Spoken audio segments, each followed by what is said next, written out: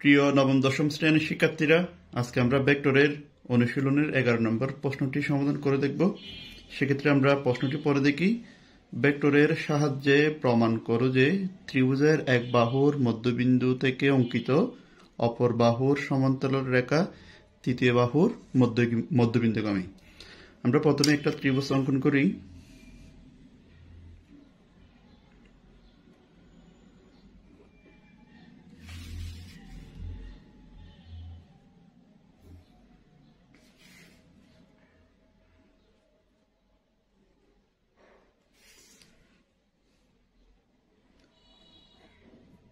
A B C একটি ত্রিভুজ। আমাদের বলা হয়েছে ত্রিভুজের এক বাহুর মধ্যবিন্দু থেকে, তাহলে এক বাহু এ বি একটা বাহু ধরে নিলাম, তার মধ্যবিন্দু এ ডি বিন্দু ধরে নিলাম। তাহলে এক বাহুর মধ্যবিন্দু থেকে অঙ্কিত অপর বাহুর সমান্তরাল রেখা। অপর বাহুর সমান্তরাল রেখা বলতে বি সি এর সমান্তরাল রেখা তৃতীয় বাহুর মধ্যবিন্দুগামী। তাহলে এ বি এর মধ্যবিন্দু যদি ডি হয়, বি সি এর সমান্তরাল বলছে না, তাহলে বি সি এর সমান্তরাল এ বাহু আর এ বাহু চলে গেলে আরেকটা বাহু থাকে, সেটা হলো সি। তাহলে তার মধ্যবিন্দুগামী বলছে, তাহলে সেক্ষেত্রে আমরা এটা তৃতীয় বাহুর মধ্যবিন্দুতে যোগ করে দিলাম। এটা হলো ই। আমাদের প্রমাণ করতে হবে ই বিন্দুটা এ সি এর মধ্যবিন্দু। তাহলে প্রমাণ করতে হবে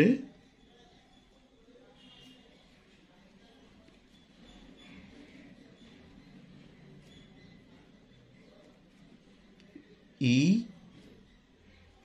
এ সি এর মধ্যবিন্দু।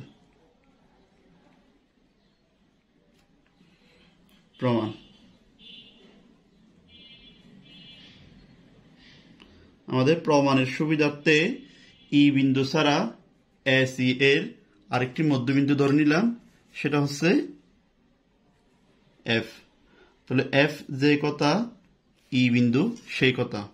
আমাদের ভেক্টরের অঙ্কগুলো করার একমাত্র উপায় হচ্ছে দিক নির্দেশ করতে হবে। তাহলে সেক্ষেত্রে আমরা এর দিক বি এর দিকে, বি এর দিক সি এর দিকে এবং এর দিক সি এর দিকে নির্দেশ করলাম। এই ছোট ত্রিভুজের মধ্যে যদি আমরা দিকটা নির্দেশ করি, তাহলে এর দিক বি এর দিকে, আর বিটা এটা কি ধরলাম ই, সরি এফ। তাহলে এটা এফ এর দিকে আর এটা এফ এর দিকে। সেক্ষেত্রে আমরা দিকটা নির্দেশ করে ফেললাম। এখন আমরা ই বিন্দু নয় এফ বিন্দুই এ সি এর মধ্যবিন্দু ধরে নিই। তাহলে কি বলতে পারি, ই নয় এফ বিন্দু এ সি এর মধ্যবিন্দু। এটা কি করলাম, ধরলাম। এবার আমরা মেন প্রমাণে চলে যাই। দেখো তো, এ বি এর মধ্যবিন্দু যদি ডি হয়, তাহলে এ ডি সমান আমরা কি লিখতে পারি, হাফ অফ এ বি। তো সুতরাং এ ডি সমান কি লেখা যাবে, হাফ অফ এ বি। একইভাবে এ এফ যদি এ সি এর মধ্যবিন্দু হয়, সেক্ষেত্রে এ এফ সমান আমরা কি লিখতে পারবো, হাফ অফ এ সি। এবার আমরা এখানে বড় একটা ত্রিভুজ আছে না, এ বি সি ত্রিভুজ A B C A vector যোগের ত্রিভুজ সূত্র প্রয়োগ করি। ভেক্টর যোগের ত্রিভুজ সূত্র প্রয়োগ করি।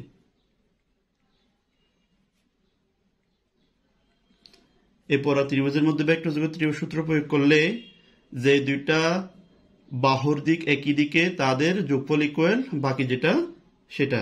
তাহলে এখানে আমরা এর দিক বি এর দিকে, বি এর দিক সি এর দিকে, তাহলে আমরা লিখতে পারি কি, A B vector plus B C vector equal আরেকটি যেটা আছে সেটা কি, এ সি ভেক্টর।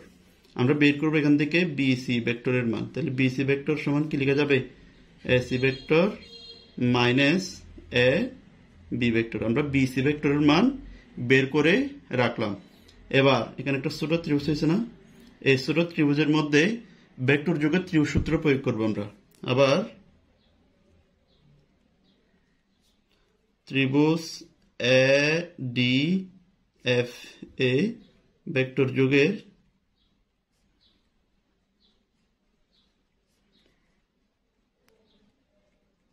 ত্রিভুজ সূত্র প্রয়োগ করে।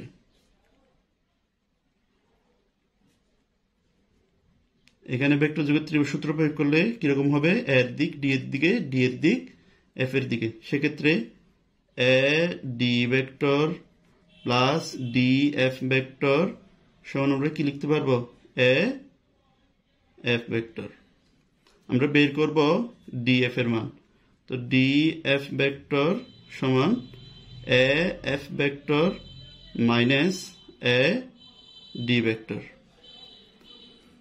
তাহলে D F vector equal A F ভেক্টরের মান আমরা আগে থেকে এই যে দেখো F vector minus A D vector. তাহলে এ এফ ভেক্টরের মান আমরা আগে থেকে বের করে রাখছিলাম half of A C vector, এই যে এখানে বের করছিলাম। আর এ ডি ভেক্টরের মান আমরা এখানে বের করছিলাম minus half of A B vector.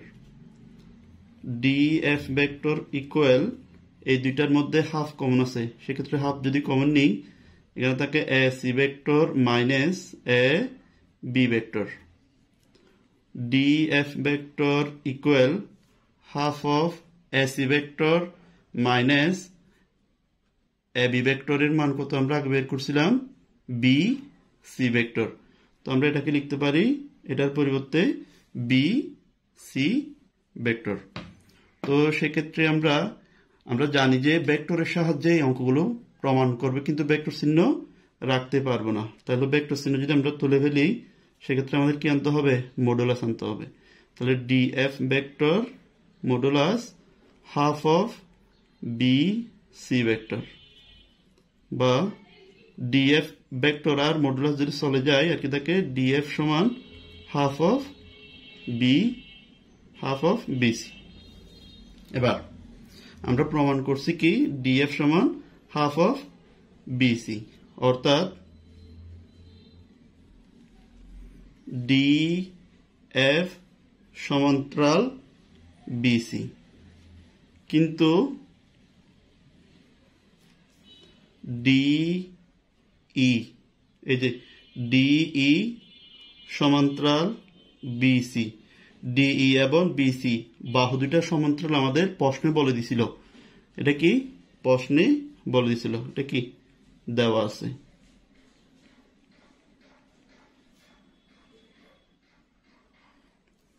তাহলে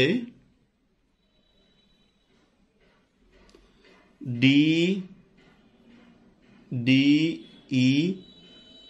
ও ডিএফ রেখাদ্বয়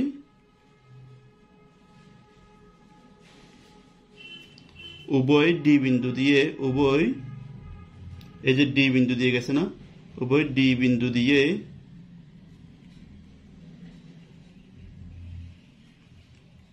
যায় এবং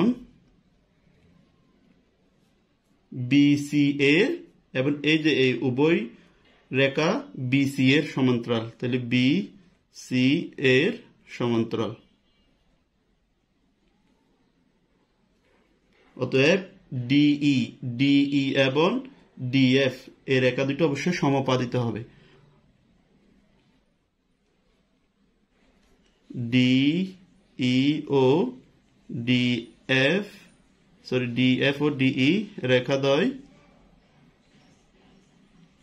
সমাপাদিত হবে, সমাপাদিত হবে। তো এই দুইটা ডিই এবং ডিএফ রেখাদ্বয় যদি ডি বিন্দু দিয়ে যায় সেক্ষেত্রে আমরা বলতে পারি ই এবং এফ এই দুটা ভিন্ন কোনো বিন্দু নয়, এই দুটা অবশ্য একই বিন্দু। সুতরাং এফ এবং ই একই বিন্দু হবে। সুতরাং ই ও এফ একই বিন্দু। এই দুটা যদি একই বিন্দু হয় তো আমরা বলতে পারি ই বিন্দুটা এসি এর মধ্যবিন্দু।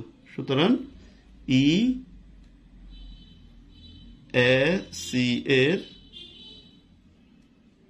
এসি এর মধ্যবিন্দু।